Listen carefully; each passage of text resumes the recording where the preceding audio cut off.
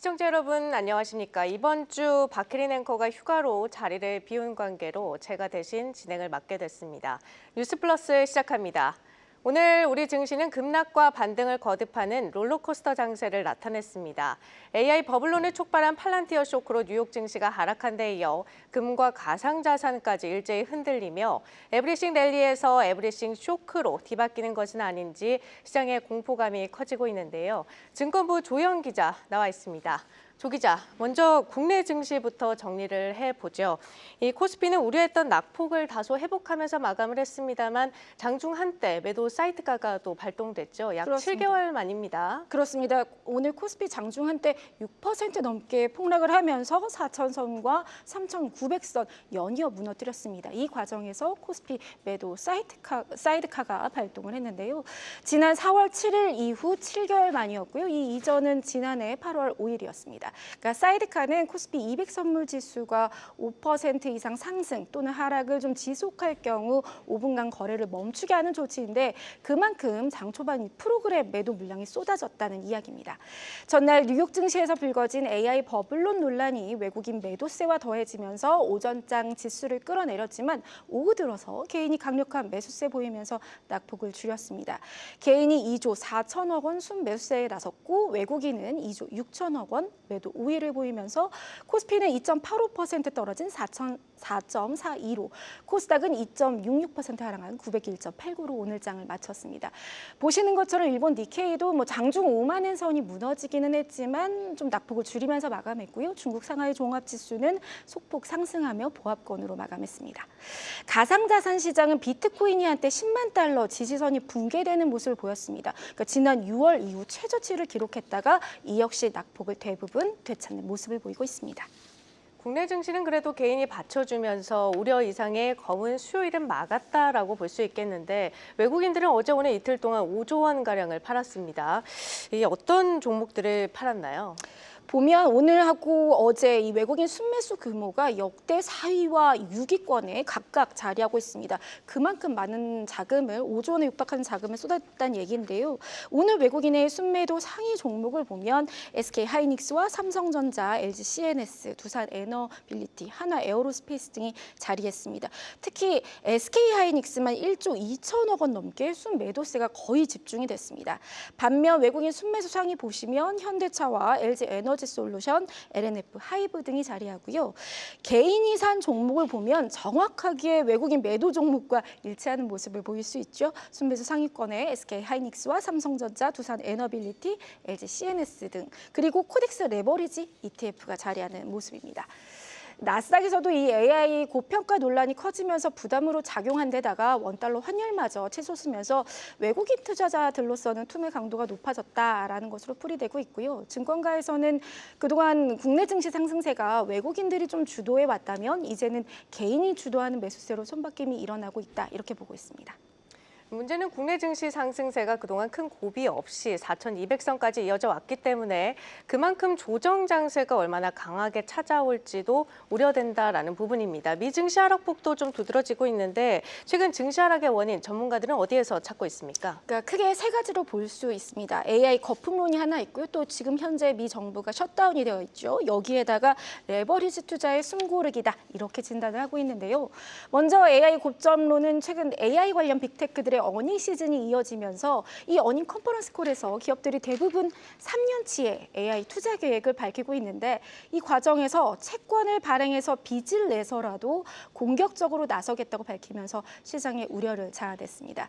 여기에다 골드만삭스 그리고 모건 스탠리 CEO 등 월가 거물들이 AI 주가 과열 논란에 참전하면서 미 증시가 향후에는 10에서 15%, 많게는 20%까지 조정이 올 수 있다 이런 전망을 내놓은 것도 투심을 위축시켰습니다. 그리고 미국의 경우 현재 역사상 최장 기간의 셧다운 기록을 쓰고 있습니다. 이 여파로 10월 미국 구인 건수가 코로나 팬데믹 이후인 4년 반 만에 최저 수준을 기록하기도 했고요. 셧다운으로 고용 보고서, 실업률, CPI 등 미 경기 지표가 발표되지 않는 부분도 12월 FOMC를 앞두고 시장의 불확실성을 키우는 상황입니다. 마지막으로 이제 레버리지 투자 B2가 이슈가 되고 있죠. 어제 금융위원회 권대영 부위원장은 B2도 일종의 레버리지 투자의 일종이다 이렇게 발언하기도 했는데요. 증권사에서 자금을 빌리는 신용거래 융자 잔고가 25조 5천여억 원에 달하면서 코로나 팬데믹 이후 찍었던 사상 최고치에 임박한 것으로 나타났습니다.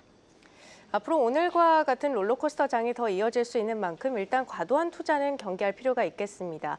무엇보다 관심은 이 국내 증시 상승을 주도했던 외국인들이 이 매도 우위를 계속 이어갈 것이냐 하는 부분일 텐데요. 증권가에서는 어떻게 보고 있습니까? 그러니까 증권가에서도 주목하는 것은 미 정부 셧다운 종료와 함께 또 연준의 추가 금리 인하로 풀릴 수 있는 유동성. 그리고 여기에 국내 증시 코스피뿐만 아니라 코스닥까지 증시의 온기가 퍼져갈 수 있게 하려는 우리 정부의 자본 투입 정책입니다. KB증권은 대세 상승장 속에서도 단기 조정은 불가피했다면서 12월 FOMC가 이 조정의 마지막을 만들지 아니면 반등의 트리거가 될지 주목하고 또 연말에 발표될 이 국민성장펀드의 구체적인 투자 계획 그리고 우리 정부의 MSCI 선진지수 편입으로 로드맵을 좀 주목하라 이렇게 조언을 했고요. 11월은 보수적인 대응을 유지하되 12월은 초중순부터는 다시 강세장이 재개될 것을 준비할 필요가 있다 이렇게 말했습니다. 삼성증권도 단기적으로 시장의 변동성이 확대될 수 있지만 중장기 조정 국면으로 진입한 것은 아니라면서 한국 기업들의 이익 전망이 양호하고 반도체 수출과 메모리 반도체 단가 상승 추세 등 이 펀더멘털은 여전히 견조하다 이렇게 설명을 했고요. 신한투자증권은 원달러 환율 상승과 인플레이션 영향 그리고 금리 인하 불확실성으로 이 위험 회피 심리가 당분간 나타날 수 있으니 당분간 시장을 주목할 필요가 있다 이렇게 조언했습니다. 네, 증권부 조연 기자였습니다.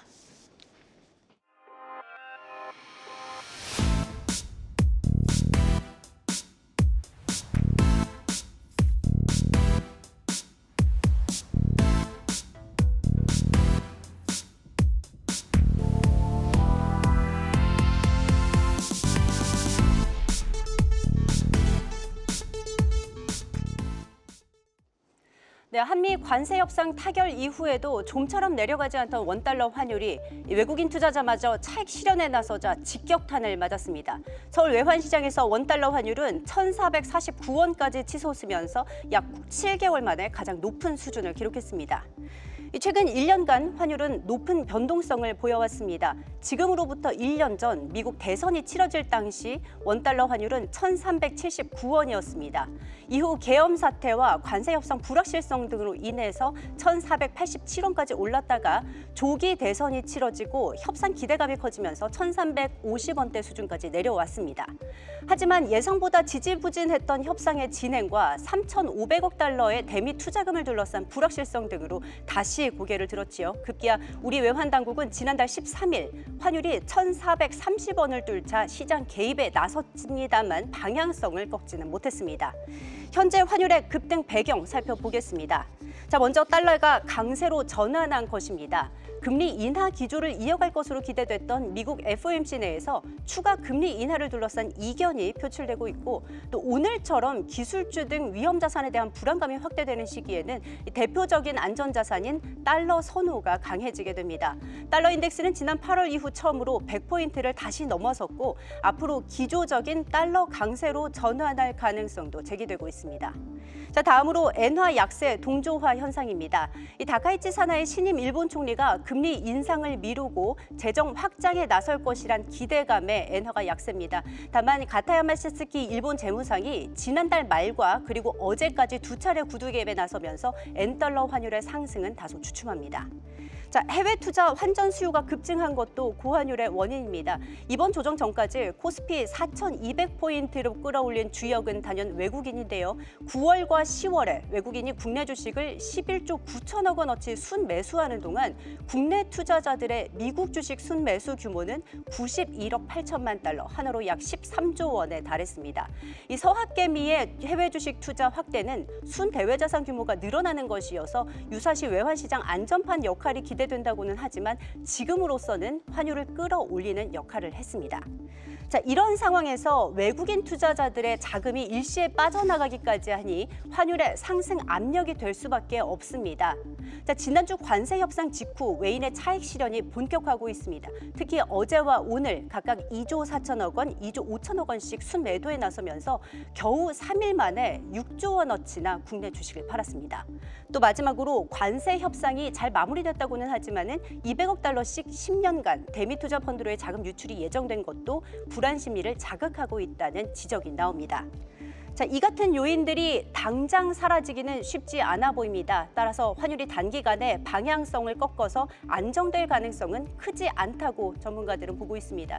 일각에서는 원달러 환율이 지금처럼 가파르게 오른다면 외환 당국이 또 한 번 구두 개입에 나설 가능성을 점치기도 합니다.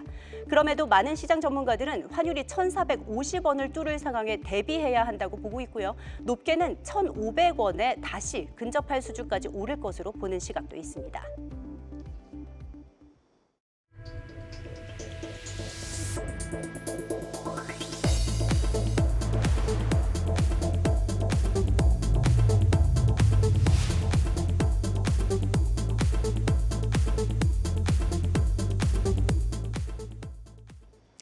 대만 시장의 폭발적인 성장에 힘입어서 쿠팡이 사상 처음으로 분기 매출 12조 원을 넘어섰습니다. 김범석 쿠팡 의장은 자체 물류망 구축에 큰 역할을 했다면서 집요한 투자의 결과라고 강조했습니다. 산업부 이지호 기자 나와 있습니다. 이 기자, 이 쿠팡이 어떤 사업이 이렇게 돈을 벌고 있는 겁니까? 네, 일단 이번 분기에는 대만 사업이 좀 효자였다 이렇게 평가할 수가 있겠습니다. 쿠팡은 크게 두 가지 사업 부문으로 압축할 수 있습니다. 프로덕트 커머스 사업과 성장 사업인데요. 흔히 쿠팡의 이커머스 사업하면 떠올리는 게 프로덕트 커머스입니다. 로켓 배송이나 로켓 프레시 등이 여기에 들어가고요. 또 다른 축은 대만 사업과 명품 플랫폼 팝패치, 또 쿠팡이츠 등 성장 사업입니다. 올해 3분기 프로덕트 커머스 매출은 11조 615억 원으로 지난해 같은 기간보다 18% 증가했는데요. 가장 큰 비중을 차지하는 사업이지만 매출 증가율은 회사 전체 성장률을 밑돌았습니다. 다만 대만을 포함한 성장 사업이 1조 7,839억 원의 매출을 올려서 전년 대비 31% 뛰는 모습을 보였습니다. 쿠팡은 2022년 10월 로켓 배송과 로켓 직구를 시작하면서 대만에 처음으로 진출을 했습니다. 대만에 진출한 지 3년이 조금 넘은 건데 이제 좀 성과가 나기 시작했다 이렇게 보면 되는 걸까요? 네, 맞습니다. 앞서 말씀하셨듯이 김범수 쿠팡 의장은 이날 실적 컨퍼런스 콜에서도 이 대만 사업에 대해서 이번에도 놀라운 매출 성장을 기록했다 이렇게 언급을 했습니다. 김 의장이 대만 사업에 대해 언급하기 시작한 것은 올해부터인데요. 직전인 2분기에도 대만 서비스는 연초 설정한 가장 낙관적인 전망치보다 더 빠르고 강력하게 성장하고 있다 이렇게 강조했습니다. 대만에서도 이른바 계획된 적자를 노리고 있는 거고요. 올해부터 투자 성과가 나오기 시작했다는 해석입니다. 쿠팡은 대만에서 올해 1분기부터 유료 회원제인 와우 멤버십 서비스도 내놨습니다. 월 회비는 59만 대만 달러, 약 2,700원인데요. 우리나라와 비슷하게 무료 배송부터 반품, 또 쿠팡 플레이 시청까지 가능합니다. 김 의장은 대만에서의 성장세를 두고 자체 라스트마일 물류망 구축이 역할을 했다고 봤습니다. 라스트마일이란 물류부터 최종 소비자까지 상품이 배송되는 구간을 말하는데요. 물류비 대부분을 차지합니다. 실제로 이커머스 시장에서는 누가 문 앞까지 상품을 얼마나 빨리 또 신선하게 배달하느냐 이런 싸움이 치열한데요. 쿠팡은 도심과 가까운 외곽에 최대한 물류센터를 많이 짓는 전략을 취하고 있습니다. 이런 이유에서 초기 비용이 좀 막대하지만 규모의 경제를 노릴 수 있습니다. 같은 권역에 주문이 많아질수록 배송 비용이 줄어들기 때문입니다. 실제로 3분기 성장 사업의 수익성은 악화하는 모습이었는데요. 조정 에비타 손실이 4,047억 원이었습니다. 전년 동기 대비 적자 규모가 확대한 건데요. 국내에서도 2010년 설립 이후 적자를 이어가다가 13년 만인 2023년 연간 기준 첫 흑자를 달성한 바 있습니다. 국내에서도 쿠팡은 이커머스 시장에서 독주하고 있는데 앞으로의 전망 어떻게 보고 있습니까? 네, 일단 이번 실적에서 좀 보듯이 올해 3분기 쿠팡 제품을 한 번이라도 구매한 고객 수를 의미하는 활성 고객 수는 2,470만 명으로 나타났습니다. 지난해 3분기 2,250만 명이었던 것과 비교하면 10% 늘었는데요. 고객 1인당 매출 역시 44만 7,730원으로 전년 대비 7% 증가했습니다.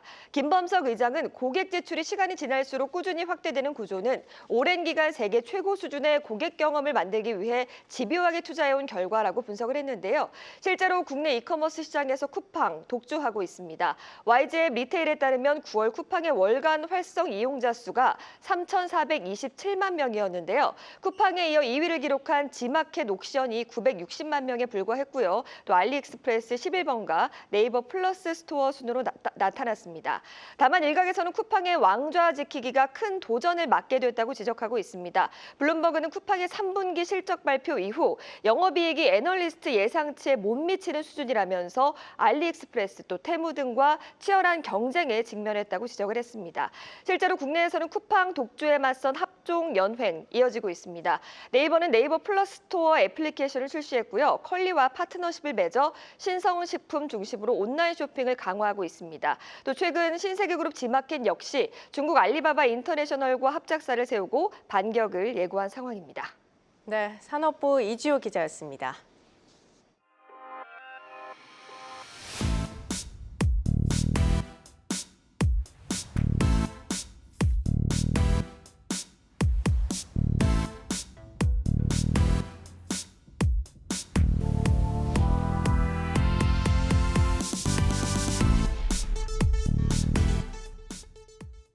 전 세계 1위 자율주행 소프트웨어 기업인 어플라이드 인투이션이 K방산과 협력해서 무기 사업을 확대 추진하기로 했습니다.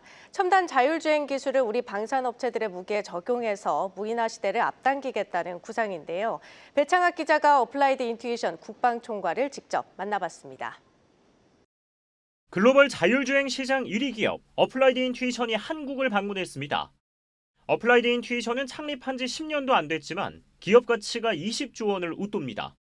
지난 방안은 최근 몇 년간 급성장한 K방산과의 무인화 분야 협력이 목적이었습니다. 이미 국내 기업과 협업 방안을 논의하고 업무 협약도 체결한 것으로 알려졌습니다. So it makes a lot of sense when you look at the international market for defense that Korea would be the first place we focus. We do have relationships with companies. We will be making some announcements in the coming months on those particular partnerships. 다목적 무인 차량을 만드는 한화 에어로스페이스와 현대로템, 무인정과 무인기 제조사 등이 맞손을 잡을 유력 후보로 거론됩니다. 국내 무인기 1위 기업인 대한항공도 최근 어플라이드 인투이션과 수출용 무인기를 공동 개발하는 안을 단계적으로 검토 중이라고 밝혔습니다. 어플라이드 인투이션은 자동차에 접목했던 자율주행 기술을 무기에 이식하는 군수 사업을 추진 중으로 K방산과 손잡고 확대하겠다는 구상입니다. 제이슨 브라운 국방총괄은 현대자동차 그룹을 포함해 세계 20대 완성차 업체 중 18곳이 어플라이드 인투이션의 기술을 적용 중으로 무기도 시간 문제일 것이라고 진단했습니다. 실제로 전장의 모든 영역에 자율주행 솔루션을 제공하겠다는 목표로 미 국방부와 같이 신기술을 연구하며 경쟁력을 강화하고 있습니다. We often talk about when we say dual use technology that we're talking about things starting in commercial and then they go to defense. Chips that we are building are going to be very important for us as a company because not just for the opportunity to contribute and to provide capability here. 한국경제TV 배창학입니다.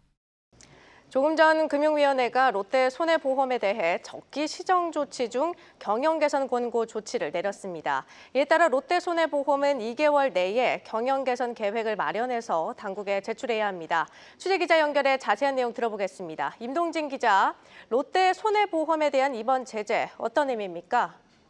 네, 적기 시정 조치는 금융당국이 자산 건전성이나 자본 적정성이 낮은 금융사에 대해 재무 개선을 강제하는 것입니다.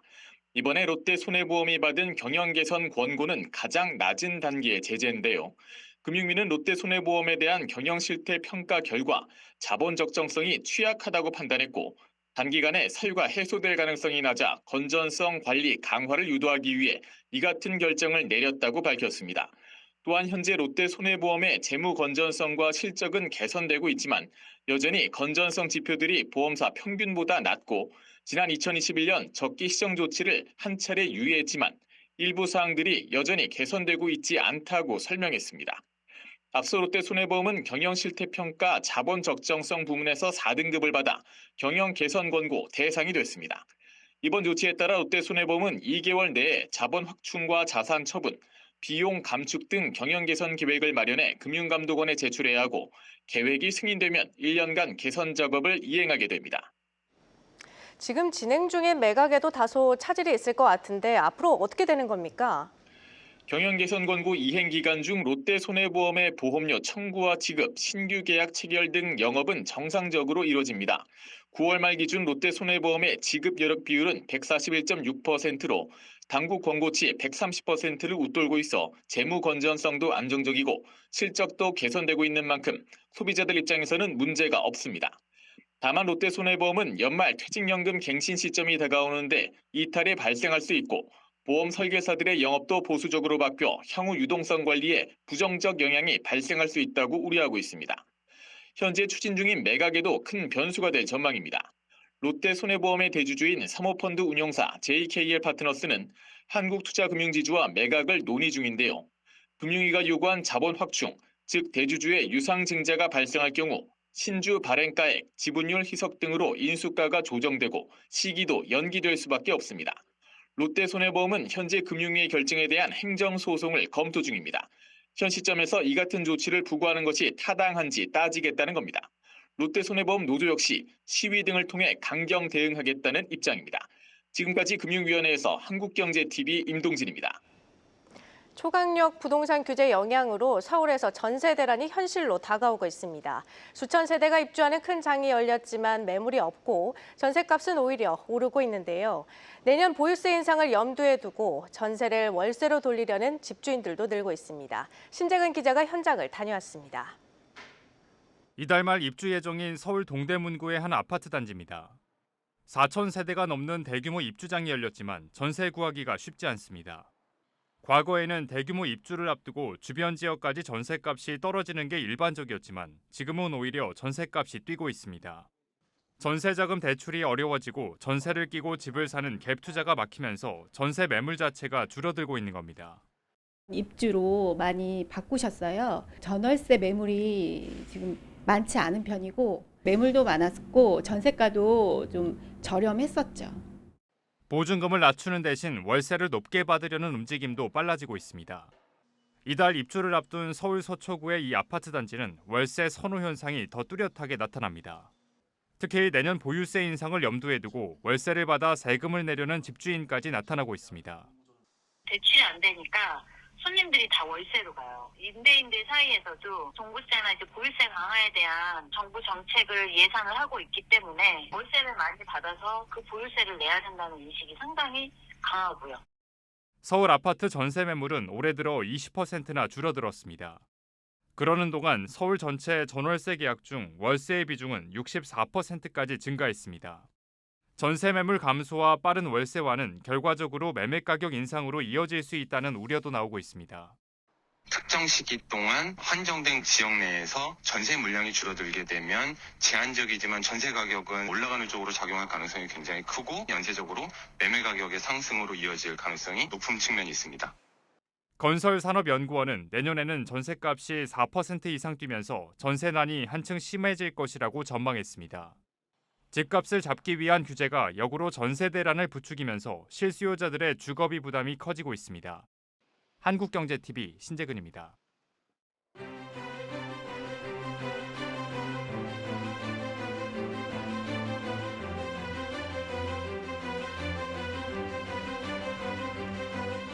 You need to centralize the choice of technology and the architecture that you want and the areas where you see the value of AI. And then you decentralize the deployment and the brilliance of human beings to take advantage of this technology. And therefore we need to stop telling people what to do and offering them space to find a better way to do it.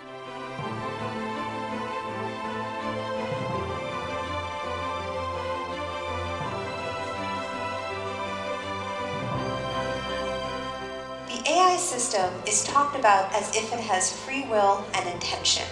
And it's something I call moral outsourcing about this topic. And the concerning part of the